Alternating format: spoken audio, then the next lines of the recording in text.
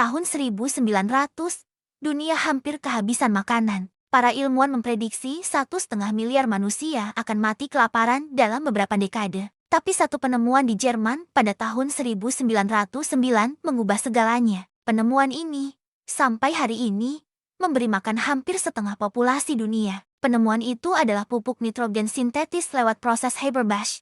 Ditemukan pada tahun 1909 oleh ahli kimia Jerman, Fritz Haber, lalu diubah menjadi proses industri besar-besaran oleh Karl Bosch antara tahun 1910 hingga ke 1913.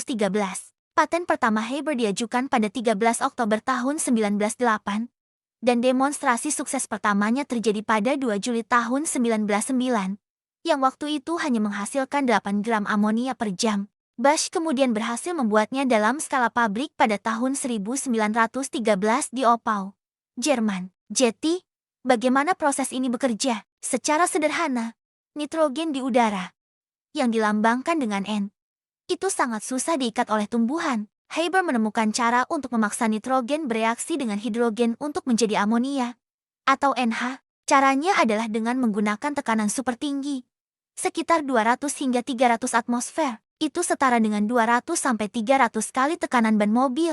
Lalu, dibutuhkan suhu panas sekitar 400 sampai 500 derajat Celcius, dan sebuah katalis yang terbuat dari besi ditambah sedikit kalium dan aluminium oksida. Reaksi kimianya adalah N ditambah 3H menjadi 2NH. Hasil amonia ini kemudian diubah menjadi pupuk urea, amonium nitrat, dan lain-lain. Hebatnya, 1 ton amonia sintetis bisa menghasilkan pupuk untuk 10 sampai 12 hektar tanaman padi. Tanpa proses Haber-Bosch, populasi dunia diperkirakan maksimal hanya bisa mencapai 3,5 sampai 4 miliar orang.